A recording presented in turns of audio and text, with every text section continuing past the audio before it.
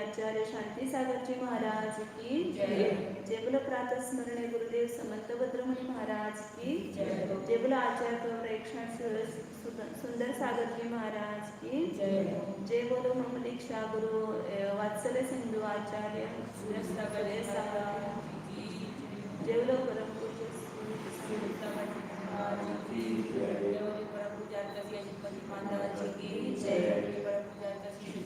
महाराज की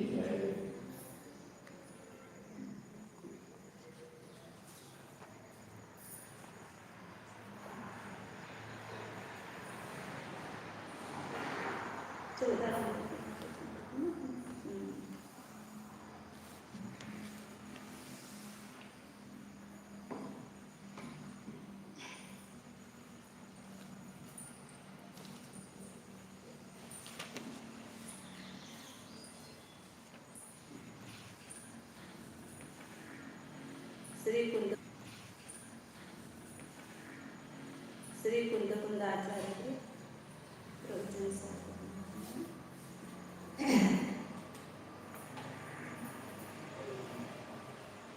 पहिला ज्ञान तत्व प्रज्ञा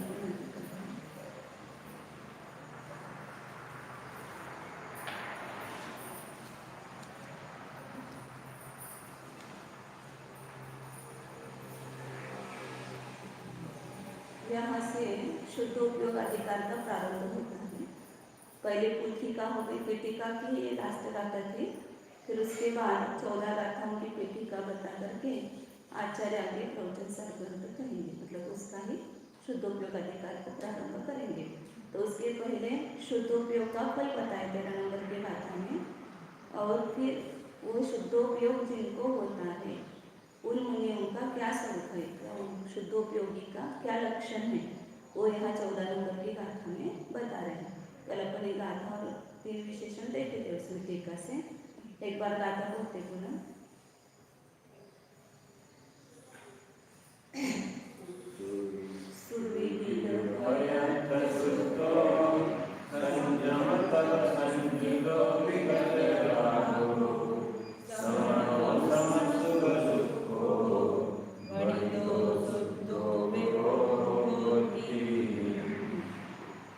शुद्धोपयोग से परिणत आत्मा का स्वरूप बता रहे हैं। तो पहला विशेषण क्या बताया था, सुविदित पयर्थ शुद्धो, जिन्होंने सूत्र और पदार्थ को अच्छी तरह से जान लिया।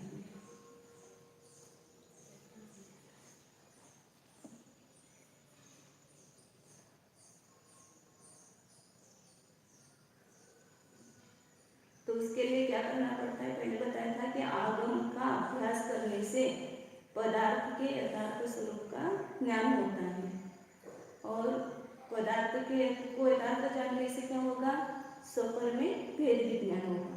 स्वपर का भेद विज्ञान होने से स्वरूप का श्रद्धान होता है, और स्वरूप का श्रद्धान होने से स्वभावानुरूप उपयोग रखने का वह जीव प्रयत्न करता है।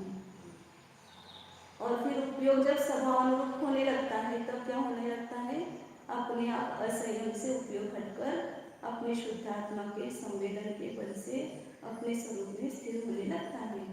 और जब आत्मा का उपयोग शुद्ध स्वरूप में स्थिर होने लगता है तब अपने आप क्या हो जाता है, विकल्प रहित स्वरूप स्थिरता से ऐसे विकल्प रहित अवस्था होकर के अपने चैतन्य स्वरूप में प्रतापवंत होता है। इसलिए संयम और तप से संयुक्त होता है सब। फिर चैतन्य स्वरूप में जब प्रतापवंत होता है तो क्या होने लगता है, तीसरा विशेषण बताया था, राग द्वेष आदि विकल्पों से रहित होता है। ये 3 विशेषण हुए थे, अब आगे देखते हैं। चौथा विशेषण है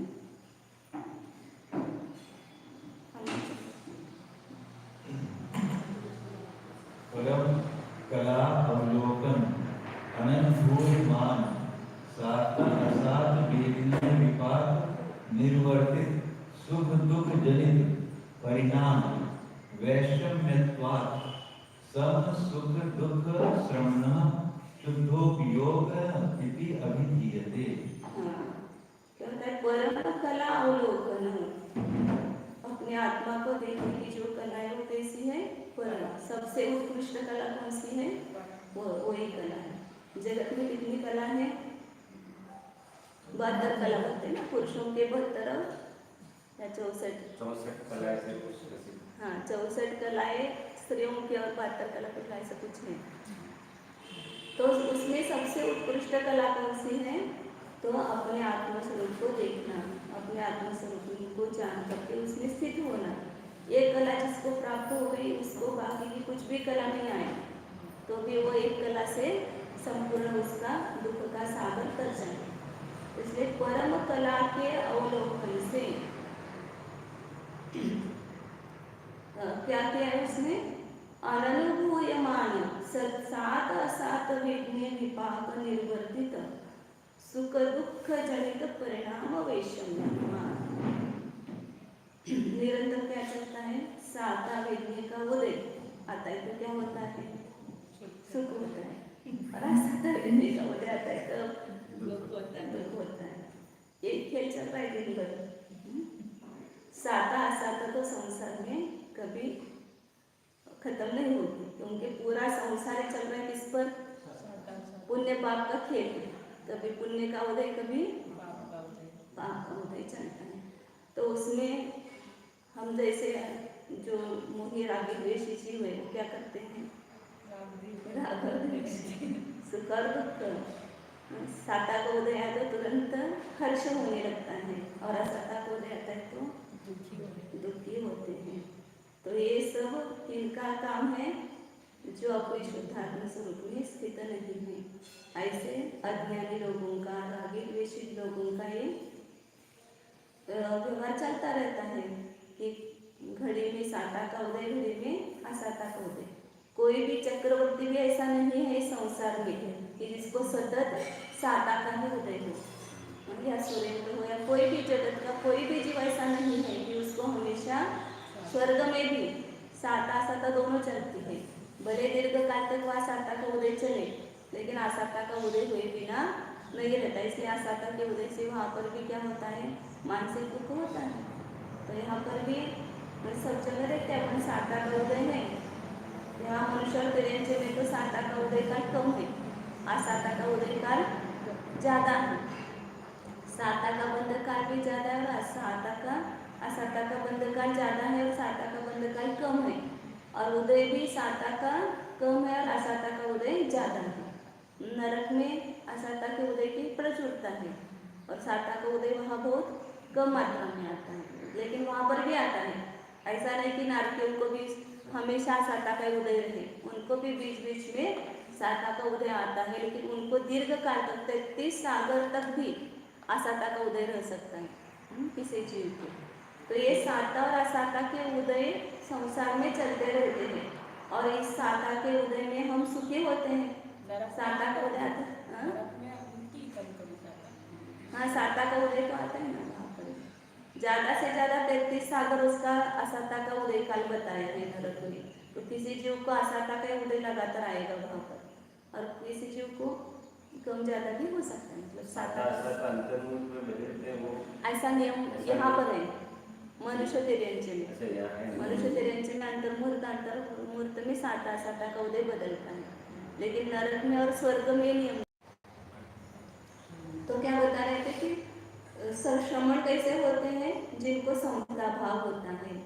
तो क्यों समता भाव है, उनको हेतु दिया है कि साता के उदय में हर्षित नहीं होते, सुखी नहीं होते हैं, और असाता का अनुभूयमान शब्द पीछे साता के और असाता के वेदनीय के जो अज्ञानी जीव है या रागी द्वेषी है, उसको साता के उदय में भी वो समता भाव नहीं रख पाता है। तुरंत उसको अंदर से हर्ष होता है और अंदर अभिमान मान दशा उत्पन्न होता है। असाता के उदय में तुरंत शोक करता है, दुखी होता है। तो ये निरंतर चलता रहता है। लेकिन जो जीव अपने आत्मा का अनुभव करता है, वो दोनों के उदय में भी उदय का अनुभव नहीं करता है, मतलब दोनों में भी समता भाव रखता है। पुण्य पाप फल माही हरत विलक्ष मत भाई, मतलब हर्ष और विलास। कोई ऐसा तो जब साता का उदय आ जाए तो उसमें समता भाव हम रखें, लेकिन साता का उदय आने पर यदि हमें हर्ष होता है तो वो भी समता भाव नहीं है। तो निंदा के शब्द अच्छे, लेकिन प्रशंसा के शब्द अच्छे नहीं है, क्योंकि निंदा में तो हम शांत रह जाएंगे, लेकिन प्रशंसा करते समय यदि अंदर हर्ष नहीं होना, ये भी उसके लिए भी ये चाहिए, धैर्य चाहिए। तो इसलिए कहते हैं कि साता और असाता के उदय वेदनीय के उदय से होने वाली जो विषमता है उसका अनुभव नहीं करते हैं। इसलिए कहा ना, अरवित्र महल मसान कंचन कांचन निंदन प्रतिकरण अरणावतारण असिग्रहारण में सदा समता। तो दोनों में वो दिखाया है। क्या दिखाया? अरे शत्रु आए आ जाए या मित्र आ जाए। अभी हमारा कोई शत्रु आ जाए, ये क्यों आ गए ना, ये यहाँ पर भी तकलीफ देने के लिए आ गए क्या, ऐसा ये भाव अंदर हो जाता है। और मित्र आए तो हर्ष हो जाता है। तो समझना कि वहाँ समता भाव नहीं है, समता भाव का एक चिन्ह है। ये दोनों में भी हर्ष विषाद नहीं होता है। अधिमित्र महाल स्मशान, कोई महाल रहने को मिल जाए, अच्छा आलिशान बंगला, तो भी उसमें संतोष नहीं है, उसमें हर्ष नहीं है। या कोई स्मशान भूमि में रहना पड़े तो भी उसमें दुख नहीं है, विषाद नहीं है। ऐसे दोनों में जो समता भाव रखता है, इसलिए कैसा है वो, कैसे ये विषमता क्यों नहीं होगी, कैसे अनुभव नहीं होगा, तो उसके लिए परम कला अवलोकन, उसने अपने आत्मानुभव की जो उत्कृष्ट कला है उस अनुभवने के द्वारा इस परिणाम की विषमता का अनुभव नहीं करता है। इसलिए वो कैसा है, सम सुख दुख, सुख और दुख दोनों में समता भाव रखने वाला जो श्रमण है वह शुद्ध उपयोग है इति अभिधीयते। ऐसे श्रमण को ही शुद्ध उपयोग कहते हैं। जैसे ना चलो, हाँ 14 नंबर के चल रही है इधर ही, हाँ एक आधे लाइन इधर है पीछे 21 पेज पर।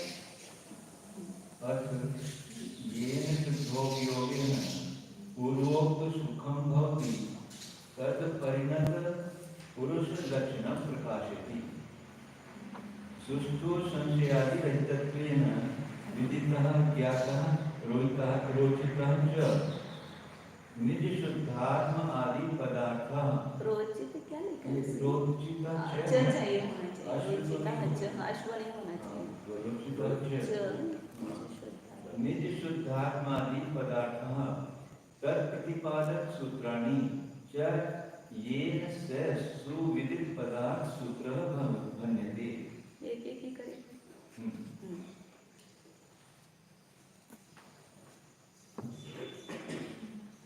वित्थालिका करते येन शुद्धोपयोगेन, जिस शुद्धोपयोग से पूर्वोक्त सुखम भवति। पूर्व में कहा हुआ, पूर्व में मतलब 13 नंबर की गाथा में जो सुख का वर्णन किया वो सुख होता है, किससे होता है? वह शुद्धोपयोग से होता है। इसलिए तत्परिणत पुरुष लक्षणं प्रकाशयति। उस शुद्धोपयोग से परिणत जो पुरुष है उसका लक्षण बताते हैं, उसको प्रकाशित करते हैं। कैसे वे पुरुष? सुविदित प्रयत्न सुष्टु सुष्टु संशयादि रहितत्वेन विदिताः प्रज्ञाताः रोचिताः च। सुविदित का अर्थ किया कि अच्छी तरह से जाना, मतलब कैसे जाना है? संशय आदि रहितत्वेन, ज्ञान के दोष बताए, संशय विपर्य और अनध्यवसाय, उससे रहित जानना ही सम्यक जानना है, वो अच्छा जानना है।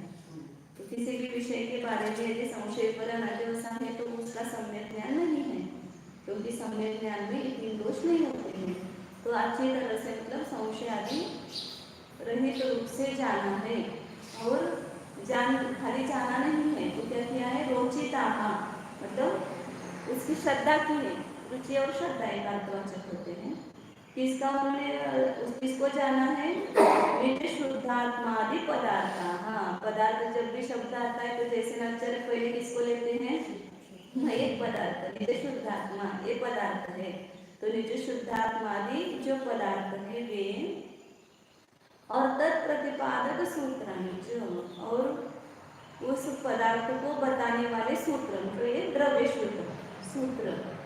निज शुद्धात्मादि पदार्थ को भी जाना है और उसका श्रद्धान किया है, और निज शुद्धात्मादि पदार्थ को बताने वाले जो सूत्र है उसको भी जिन्होंने जाना है, ऐसे वे सुविदित पदार्थ सूत्र बनते। उसको ही क्या कहते हैं? अच्छी तरह से पदार्थ के सूत्र को, पदार्थ और सूत्र को जिन्होंने जाना है ऐसे वे होते हैं। मतलब उनको द्रव्यागम का भी ज्ञान है, द्रव्य सूत्र का भी ज्ञान है, और सूत्र के द्वारा जिन पदार्थों का वर्णन किया है उस पदार्थ का भी जिनको ज्ञान हुआ है। ऐसा कौन हो सकता है कि जो सम्यक दृष्टि और सम्यक ज्ञानी है। मतलब ये विशेषण के द्वारा उन्होंने सम्यक दर्शन और सम्यक ज्ञान से सहित होता है, ये बताया गया है।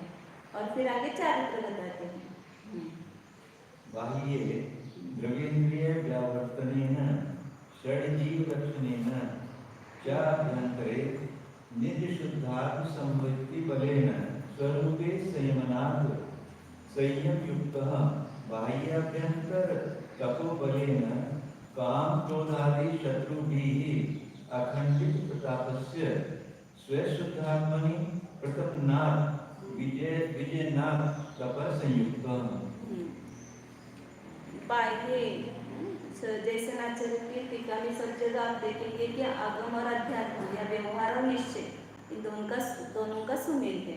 तो पहले बताते कि मतलब ये आगम की भाषा है कि जब व्यवहार का या उसका स्वरूप आता है तो उसके बल से वो निश्चय में जाता है, ऐसा सब जगह कहा है।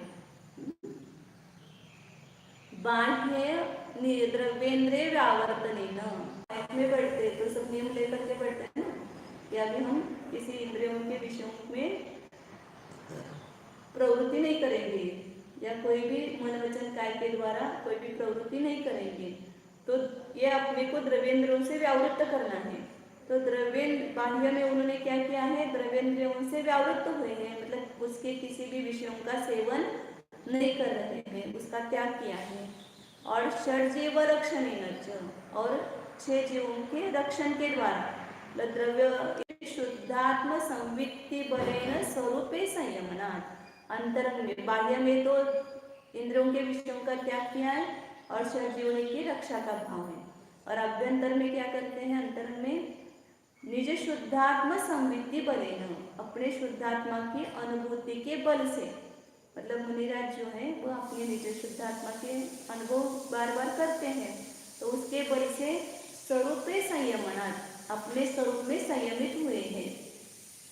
बाह्य संयम तो किया लेकिन अंतरंग संयम नहीं है तो वो सच्चा संयम नहीं है। बाह्य में हमने षड्रस का त्याग किया, इंद्रियों पर अपने अधीन किया है, लेकिन अंतरंग में यदि उसको शुद्धात्मा का संवेदन नहीं है तो निश्चय संयम न होने से वो व्यवहार संयम भी संयम नाम को प्राप्त नहीं होता है। इसलिए दोनों साथ में चाहिए, मतलब बाह्य संयम के साथ में अंतरंग संयम है, वही संयम ही है। तो इसलिए निज शुद्धात्मा के संवित्ति के बल से सब जगह आचार्य वहाँ पर साधन का भी उल्लेख करते हैं कि अपने स्वरूप में संयमित होने का साधन क्या है, तो अपने आत्मा की संवित्ति, तो इसलिए वो संयम से युक्त है।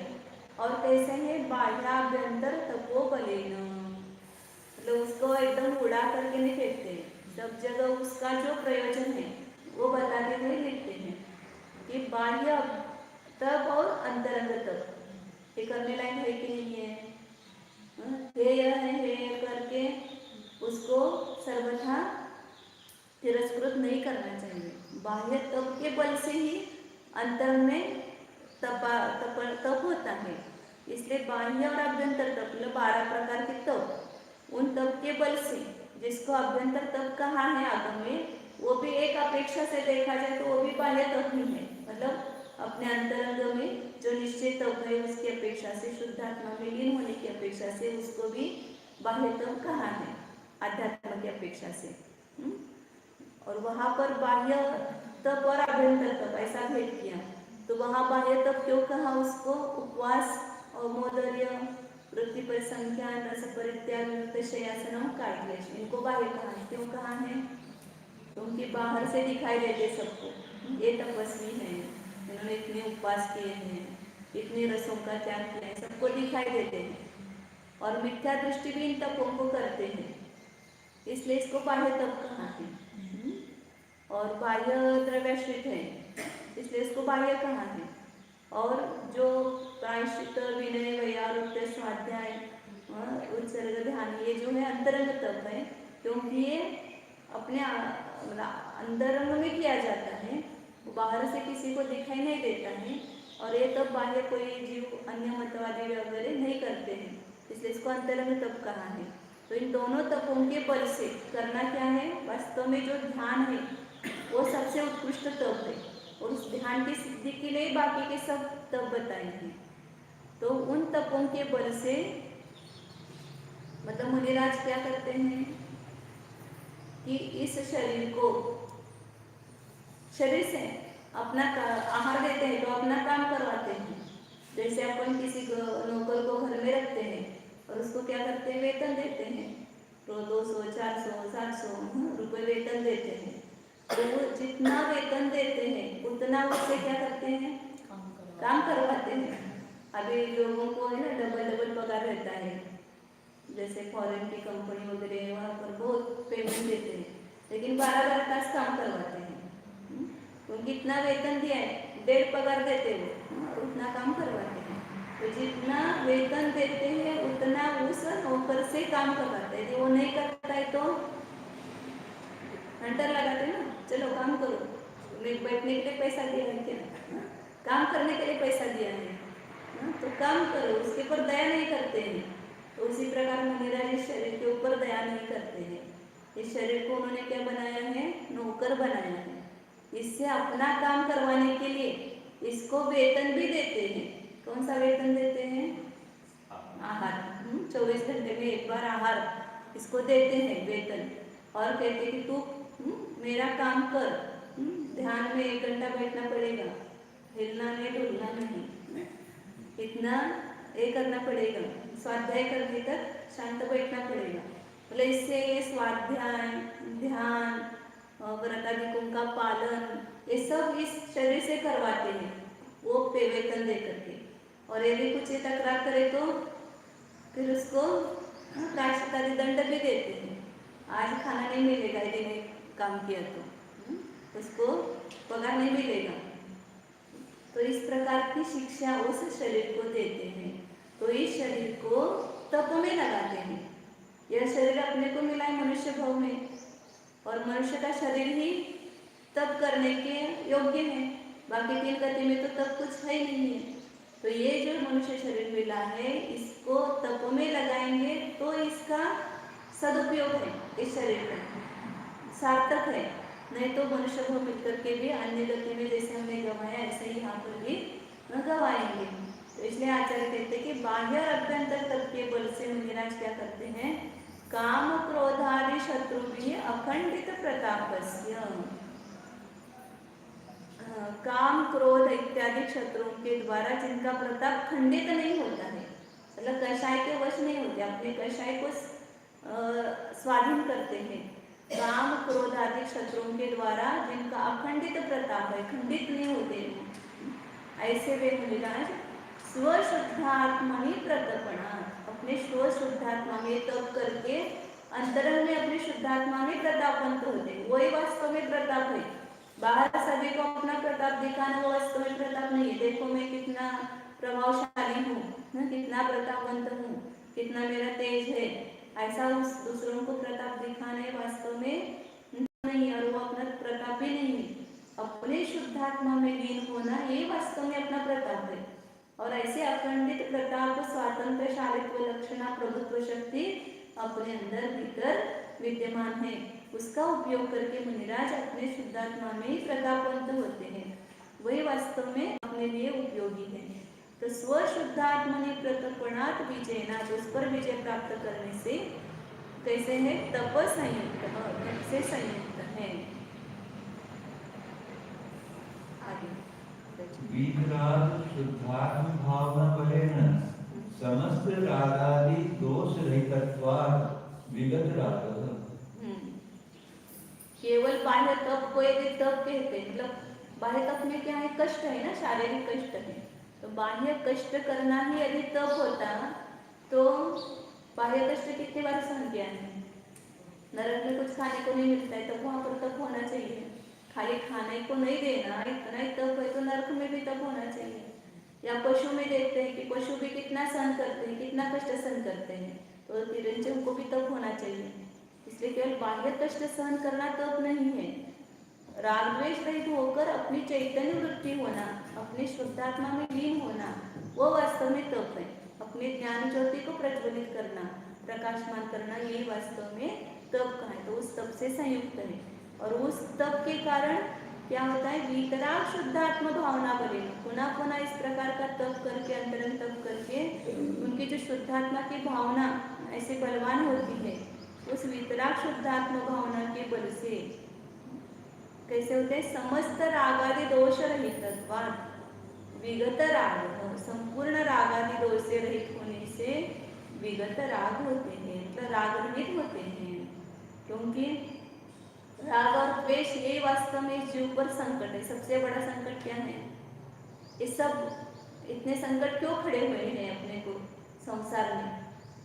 राग द्वेष यही आत्मा का संकट है। और वो संकट को हम दूर नहीं करते हैं, उस पर विजय प्राप्त नहीं करते हैं, तो आगामी अनेक संकट अपने आगे खड़े होते हैं। इसलिए पहले मोह राग द्वेष पर विजय प्राप्त करना ये बहुत दुर्लभ है, मुश्किल है, कठिन है, दुर्लभ है। तो इसलिए उस पर विजय प्राप्त किया जाता है। कैसा विजय प्राप्त करेंगे? उसको राग रहित अपने ज्ञान के द्वारा, राग रहित अपने शुद्धात्मा में लीन होता है तो पर्याय में भी राग द्वेष की उत्पत्ति नहीं होती है। कौन से ज्ञान का अवलंबन लिया है? वीतराग ज्ञान का अवलंबन लिया है कि जिस ज्ञान के साथ में राग द्वेष भाव नहीं है। और विषय किसको बनाया? राग द्वेष रहित ऐसे अपने शुद्ध आत्मा को विषय बनाया, तो पर्याय में भी वो वीतरागता प्रकट होती है। इसलिए आचार्य ने यहाँ पर साधन दिया कि वीतराग शुद्धात्मा भावना के बल से संपूर्ण राग द्वेष मोह से रहित हुए हैं, इसलिए वे कैसे हैं? विगत राग हैं, वे ही शुद्धोपयोगी मुनि हैं। आगे निर्विकार निर्विकल्प समाधि के उद्गता समपन्ना तथैव परमानंद सुख रसे लीना तल्लया निर्विकार समृद्धि रूपा या तो परम कला तद अवष्टम्भेन इष्टानिष्ट इंद्रिय विषयेषु हर्ष विषाद रहितत्वात् सम सुख दुख। और चौथा विशेषण क्या बताया? सम सुख दुखी है। क्यों? क्योंकि उनके पास कौन सी कला है? परम कला कहा था ना, उस परम कला का खुलासा करते हैं कि निर्विकार निर्विकल्प समाधि है उद्गता। वो परम कला किससे प्रकट होती है? निर्विकार निर्विकल्प ऐसे समाधि से उत्पन्न हुई, राग द्वेष मोहादि भावों से रहित होकर के अपने निज शुद्धात्मा में लीन होना, ये निर्विकल्प समाधि है। और उस निर्विकल्प समाधि से वो कला प्रकट हुई है। वो कला सीखने के लिए बाहर कहीं जाना नहीं पड़ता है, कुछ नहीं करना है, कुछ नहीं करके केवल अपनी शुद्धात्मा की ही भावना में तत्पर होकर के ही वो कला प्रकट होती है। तो ऐसी कला समाधि से जो उत्पन्न हुई है और कैसे है, परमानंद सुख रस से लीना, पर अपने परम आनंद रूपी सुख रस में लीन होते हैं। अपने शुद्धात्मा की भावना करने से परम आनंद उत्पन्न होता है। उस परम आनंद से ही कर्म की निर्जरा होती है। निर्जरा दुख से नहीं होती है। हम तब कर रहे, बहुत कष्ट हो रहा है और दुख का अनुभव कर रहे हैं, तो उससे कर्म की निर्जरा नहीं होगी। कर्म की निर्जरा किससे होती है? आनंद से होती है। आनंदो निर्दहतृगम कर्मेंदन मनारस, कर्मेंदन मनारतम न चासो खिद्यते योगी बहिर्बुद्धे स्वचेतन। आनंद जो आता है, परमानंद किससे आता है? वह निर्विकल्प समाधि से वो परम आनंद प्राप्त होता है। उस परम आनंद में जो लीन है और तल्लया निर्विकार सुसंवित्ति रूपा, उसमें तल्लीन रूप जो निर्विकार स्वसंवेदन मतलब अपने आत्मा का संवेदन करना रूप जो परम कला है, वह परम कला के अवलंबन से क्या हुआ है? इष्ट और अनिष्ट इंद्रियों के विषयों में हर्ष विषाद रहित होने से, इंद्रियों के इष्ट विषय मिले तो भी हर्ष नहीं है और अनिष्ट विषय मिले तो उसमें विषाद नहीं है। दोनों से रहित होकर के सम सुख दुख, सुख और दुख दोनों में जिनका समता भाव है, ऐसे श्रवण आगे बताते हैं। एवं गुण विशिष्ट श्रवण परमुनि शुद्धो योगः बनितः इति अभिप्रायः। इस प्रकार के गुणों से युक्त 4 गुण बताए। कौन कौन से 4 गुण बताए? संपूर्ण शास्त्र और पदार्थ को जिन्होंने जान लिया है, जो संयम और तप से सहित है और जो राग से रहित है और सुख दुख में जिसका समता भाव है, ऐसा श्रवण शुद्ध उपयोग है, ऐसा आचार्य ने यहाँ पर कहा है। एवं शुद्धोपयोग फलभूत अनंत सुखस्य शुद्धोपयोग परिणत पुरुषस्य च कथन रूपेण पंचम स्थले गाथाद्वयं गतम्। तो ये जो शुद्धोपयोग का लक्षण बताया, किनकी मुख्यता से बताया है? मुनियों की मुख्यता से ही बताया है, क्योंकि वास्तव में श्रवण ही साक्षात शुद्धोपयोग की मूर्ति है। शुद्धोपयोग मुनियों को होता है, उसमें कोई भी मतलब ये नहीं है, विवाद नहीं है। अंतर्मुहूर्त में शुद्धोपयोग में लीन होना ये मुनियों का कार्य है। और श्रवण अवस्था में उस शुद्धोपयोग की श्रेणी पर चढ़कर ही शपथ श्रेणी पर आरोहण किया जा सकता है और फिर पूर्ण शुद्धोपयोग प्राप्त करके अनंत सुखरूप फल प्राप्त किया जा सकता है। इसलिए मुनियों में शुद्धोपयोग की मुख्यता है। लेकिन यह इस शुद्धोपयोग का नीचे के गुणस्थानों में, चौथे पांचवें छठे गुणस्थानों में अभाव नहीं है, मतलब उसका अभाव कहीं बताया नहीं है आचार्य ने। गौण रूप से जब आचार्य के सामने प्रश्न किया कि सम्यक दृष्टि रागी नहीं होता है, वितरागी होता है, तो वहाँ उन्होंने प्रश्न किया कि चतुर्थ पंचम आदि गुणस्थान में तो वहाँ राग दिखाई देता है, फिर आप वितरागी कैसे कहते हो सम्यक दृष्टि को? तो उन्होंने कहा कि वितराग सम्यक दर्शन जो है वो मुख्य रूप से ऊपर के गुणस्थानों में है, 7वें आदि गुणस्थानों में है। गौण रूप से उनको भी ग्रहण किया, मतलब चौथे पांचवें गुणस्थान में भी गौण रूप से वितराग सम्यक दर्शन को ग्रहण किया है। राका वचन के वहाँ पर ये सब सिद्ध किया उन्होंने कि अनंतानुबंधी कषाय जनित उदय का अभाव होने से चतुर्थ गुणस्थान में वहाँ शुद्धात्मा की रुचि रूप वह सम्यक तो उत्पन्न हुआ है। पंचम गुणस्थान में अनंतानुबंधी और अप्रत्यक्षानु कषाय का अभाव हुआ, उतना राग का अभाव हुआ है, उतनी ही आंशिक वितरागता हुई। जैसे आप वस्त्र एक बार धोते हो तो थोड़ी मल निकल जाता है, थोड़ा मल रहता है, तो थोड़ा शुद्ध हुआ कि नहीं वस्त्र? उसी प्रकार जितने कषायों का अभाव हुआ है उतनी अपेक्षा से वहाँ पर शुद्धता प्रकट होती है और उतनी वितरागता वहाँ पर प्रकट हुई है। हाँ, ऊपर के गुणस्थानों जैसे वितरागता वहाँ पर यदि मानेंगे तो वो गलत है। यहाँ आगे 194 नंबर गाथा भी आने वाली है, तो सागार में मतलब उसमें बताया 194 गाथा में जो एवं जानिता झाली परम अपगम विशुद्धपा सागारो नागारो खवे दिसो मोह दुर्गंटी। 194 मूर्ति का था ना कला के बड़ा पुस्तक है, तो उसमें दर्शन मोह का नाश कौन करता है? सम्यक दृष्टि भी करता है, मतलब चौथा गुणस्थान वृत्ति भी करता है, पंचम गुणस्थान वृत्ति भी करता है, छठे सातवें गुणस्थान वृत्ति भी करता है। तो किससे करता है? उसको साधन बताइए। जो इस प्रकार जान करके परम अपगम विशुद्ध झादी, जो परम विशुद्ध आत्मा को ध्यान करता है। श्रावक शुद्ध आत्मा का ध्यान नहीं कर सकता, ऐसा कहते हैं ना। तो यहाँ स्पष्ट आचार्य ने लिखा है कि जो श्रावक या मुनि दोनों लिखा है ना, सागारो अनागारो, सागार हो मतलब गृहस्थ हो या मुनि हो, अपने परम विशुद्ध आत्मा का जो ध्यान करता है वह मोह दुर्गंधि का क्षय करता है। मतलब दर्शन मोह का भी नाश करने का उपाय क्या है? अपने शुद्धात्मा का ध्यान करना, और शुद्धात्मा का ध्यान करना ये शुद्ध उपयोग है। तो गृहस्थ भी कर सकता है, ये बात इस गाथा से स्पष्ट होती है। ऐसे बहुत सारे उल्लेख मिलते हैं कि गृहस्थ को भी 148 नंबर की गाथा है, 248 नंबर की गाथा आएगी यहाँ इसमें। वहाँ पर जैसेनाचार्य ने लिखा क्या? निर्विकल्प श्रावक अपि निर्विकल्प समाधि काले सामायिकादि काले वहाँ पर देखो शुद्धात्मा भावना करता है, ऐसा दिया है उसमें।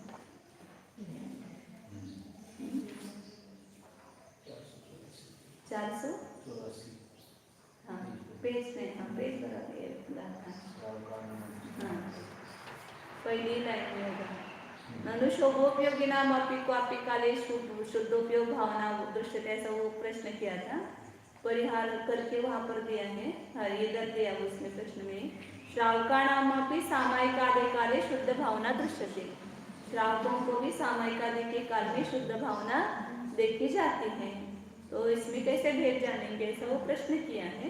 मतलब उसका उत्तर आगे दिया है कि शुभोपयोगी मुनि और शुद्धोपयोगी मुनि। शुभोपयोगी मुनियों का शुद्धोपयोग कदाचित होता है, कभी कभी होता है, और शुभोपयोग बहुलता से होता है। और शुद्धोपयोगी मुनियों को कभी कभी शुभोपयोग होता है, शुद्धोपयोग की मात्रा अधिक होती है, ऐसा वो दिया है। मतलब वहाँ पर ये उल्लेख आया है कि श्रावकों को भी सामयिक आदि काल में शुद्ध भावना होती है। जैसे मैसार की 341 नंबर की गाथा उस दिन भी बताया था कि वहाँ पर भी उन्होंने बताया है कि शुद्ध श्रावकों जब यह जीव कालादि अवधि के वश से 7 प्रकृतियों का उपशम शेष उपशम करता है, तो वहाँ पर शुद्धात्माभिमुख परिणाम होता है, शुद्धोपयोग होता है, ऐसा दिया है। तो इन सब का कहने का तात्पर्य क्या? पंचास्तिकाय संग्रह की तात्पर्य के 114 नंबर की गाथा है, उसमें भी आया है कि दार्शनिक पुरुष मतलब जिसको सम्यक दर्शन हुआ है श्रावक, वो निर्विकल्प समाधि काले निर्विकार शुद्धात्म रुचि रूपम निश्चय सम्यक्त्वं स्पृशति। निर्विकल्प समाधि काल में निर्विकार शुद्धात्मा की रुचि रूप निश्चय सम्यक्त्व का स्पर्श करता है। कौन? दार्शनिक पुरुष मतलब सम्यक दृष्टि पुरुष, ऐसा वहाँ पर भी ऐसा उल्लेख आया है। तो अब कहने का भाव क्या है कि सम्यक दृष्टि को भी अपने शुद्धात्मा को जानने की कला जब तक नहीं आएगी तब तक वो सम्यक दर्शन ही उत्पन्न नहीं होता है। सम्यक दर्शन मतलब दर्शन होने का अभाव करना है, उपशम करना है या क्षय करना है, तो उसमें अपने शुद्धात्मा का अनुभव के द्वारा ही, अपने शुद्धात्मा संवेदी के बल से ही वो दर्शन होने पर भी विजय प्राप्त करता है। इसमें भी अब आगे आएगा 80 नंबर की गाथा में कि जो शुद्धात्मा परिणति को शुभ परिणति को छोड़ करके अपने शुद्धात्मा में लीन होता है, वही दर्शन होने का नाश करता है। तो कहने का सबका तात्पर्य नहीं, वाद विवाद नहीं करना है, लेकिन अपने को पुरुषार्थ करने की अपेक्षा से यदि चौथे पांचवें छठे गुणस्थान में शुद्धात्मा का अनुभव होता ही नहीं तो फिर हम पुरुषार्थ क्यों करेंगे? बस शुभ में रहो, पुरुषार्थ ही नहीं किया जाए। पुरुषार्थ नहीं किया जाए तो चौथा पांचवा छठा गुणस्थान ही प्रकट नहीं होगा। इसलिए हमें यदि मोक्ष मार्ग प्राप्त करना है तो अपने को निर्णय करना है कि कैसे प्रकट होगा। वेद विज्ञान के बिना, शुद्धात्मा अनुभव के बिना सम्यक दर्शन मतलब चौथा पांचवा गुणस्थान भी प्रकट नहीं होता है। हमने व्रताधिक धारण किए तो होगा क्या पांचवा गुणस्थान? नहीं होगा। तो उसके लिए पहला काम क्या है? भेद विज्ञान करो कि मैं कौन हूँ, पर क्या है, इसका विवेक किए बिना। और इसका विवेक करते तभी स्व का विवेक होने से, पर से भिन्न अपनी शुद्धात्मा को जानने से वहाँ शुद्धात्मा में का अनुभव करता है, तभी सम्यक दर्शन और देश संयम आदि गुण प्रकट होते हैं। इसलिए कोई करता है तो करने दो, अपने को क्या करना है, मोक्ष मार्ग प्राप्त करने के लिए हमें क्या पुरुषार्थ करना चाहिए, उसका अपने को निर्णय करना है। वाद विवाद नहीं करना है। तत्व चर्चा जो है किसके लिए है? तत्व निर्णय के लिए। चर्चा जो भी होती है वो तत्व निर्णय के लिए करना है, और तत्व निर्णय करके वैसा हमें पुरुषार्थ करना है। इस प्रकार यहाँ मतलब ये गाथा में श्रवण शब्द है ना, ये गाथा भी कहते शब्द। देखो शुद्धोपयोग किसको है? श्रवण को ही है। नहीं, गाथा में स्पष्ट लिखा है ना, श्रवणो शुद्धो। मुख्यता तो बराबर है, श्रवणों की ही है, उन्हीं शुद्धोपयोगी है, लेकिन उसका ये अर्थ नहीं उसको गौण रूप से चौथे पांचवे स्थान को भी वहां पर ग्रहण किया है, क्योंकि ये चारों विशेषण उस पर भी घटित होते हैं निश्चय की अपेक्षा से देखो तो, क्योंकि वो समय दृष्टि है, वो भी पदार्थ सूत्र को यथार्थ रूप से वो जान लिया है उसने।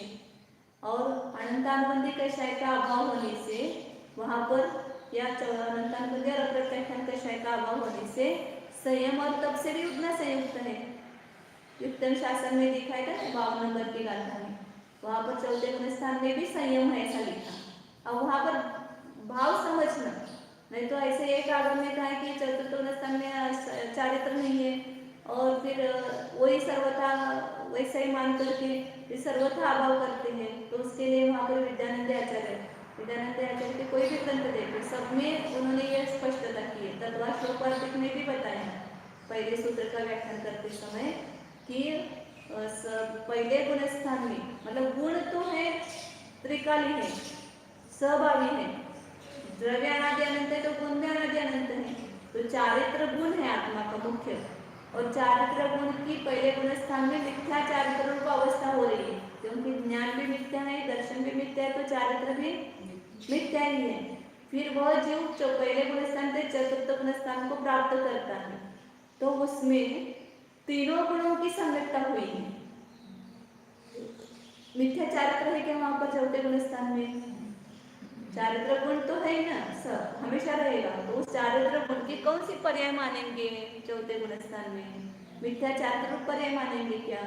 तो मिथ्या चारित्र का अभाव हुआ है, इसका अर्थ समय चारित्र हुआ है। अब उसको चारित्र नाम नहीं दिया है आगम में, क्योंकि 12 कषाय के चौकड़ी के अभाव में ही, 12 कषाय के अभाव में ही वहां पर सामयिक चारित्र जो है वो प्रकट होता है। तो वो सामयिक चारित्र वहां पर नहीं है, इसलिए चारित्र नहीं ऐसा करा है, लेकिन वहां पर चारित्र का अंश प्रकट हुआ है।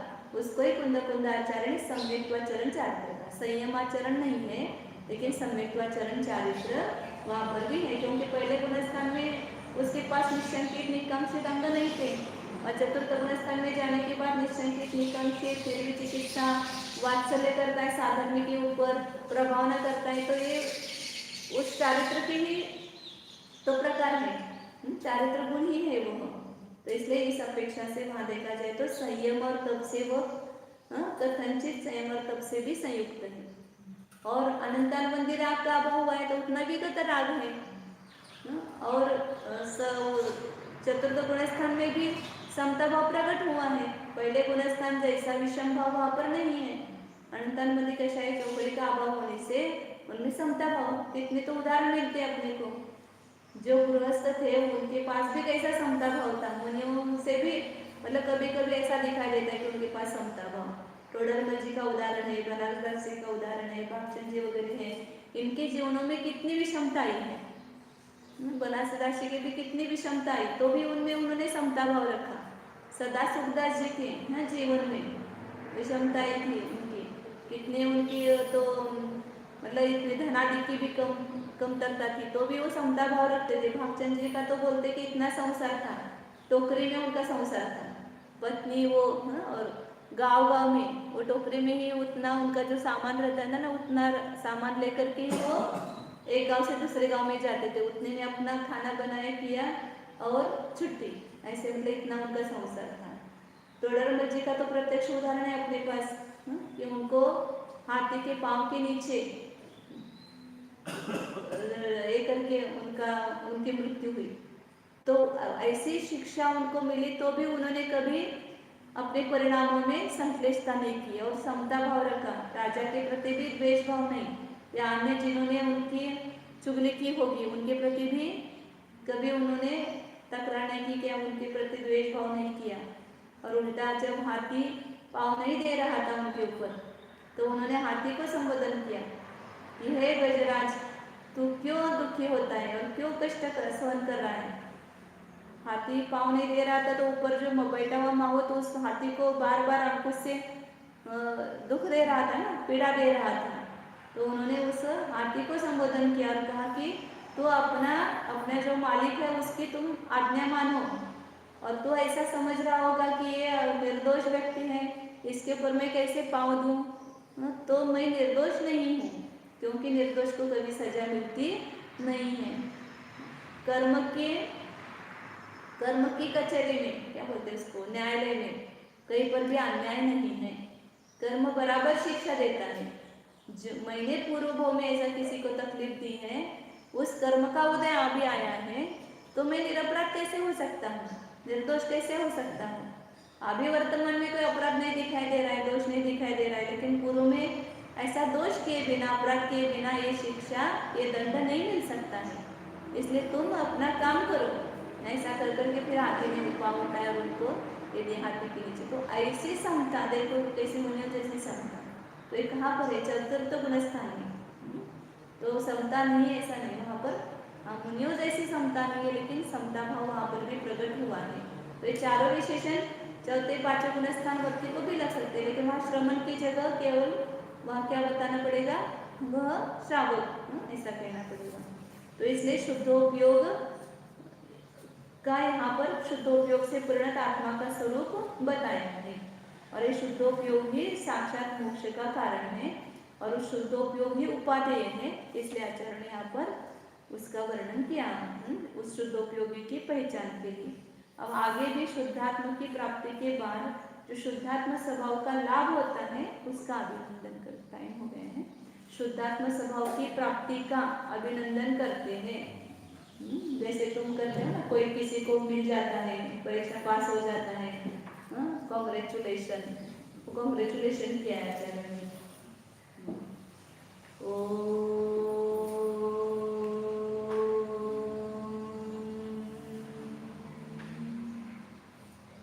जानिए,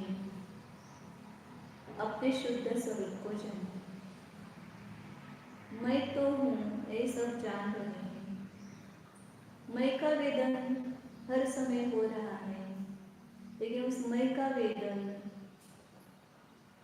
यथार्थ रूप से करना है, शुद्ध चैतन्य रूप से करना है, राग द्वेष मोह रूप से, सुख दुख रूप से मैं का वेदन हो रहा है। मैं रागी, मैं द्वेषी, मैं मोही, मैं सुखी, मैं दुखी, ये सब वास्तव में स्वसंवेदन नहीं है, ये सराग स्वसंवेदन है। अपने को वीतराग निर्विकल्प स्वसंवेदन करना है। तो ऐसे ही विषय को जानिए कि जो राग द्वेष मोह से रहित है, शुद्ध आत्मा, संपूर्ण परद्रव्य से भिन्न है, शरीर से भिन्न है, कर्म से भिन्न है, रागादि विभाव भावों से भिन्न है। प्योर जो शुद्ध आत्मा, चोखा आत्मा, उसको विषय बनाइए, यही मैं हूँ, ऐसा उसमें सुसंवेदन ज्ञान उत्पन्न कीजिए। यह मैं शुद्ध चैतन्य स्वरूप आत्मा ही हूँ। यह मैं राग द्वेष मोह से रहित वीतराग, वीत द्वेष, समता स्वरूप।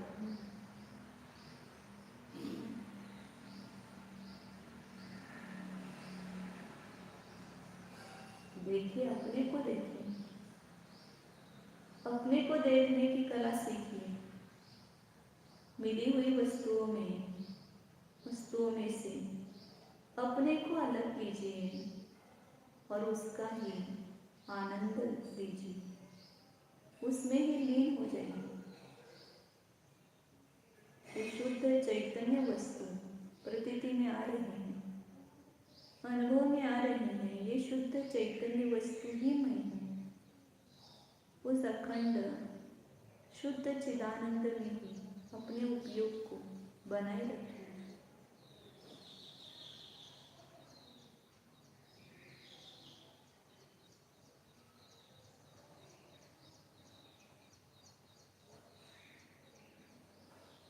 शुद्ध चिद्घन स्वरूपो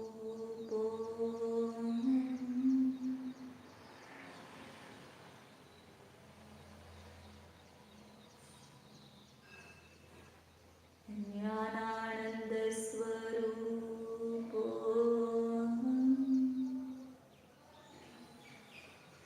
चैतन्य चमत्कार स्वरूपो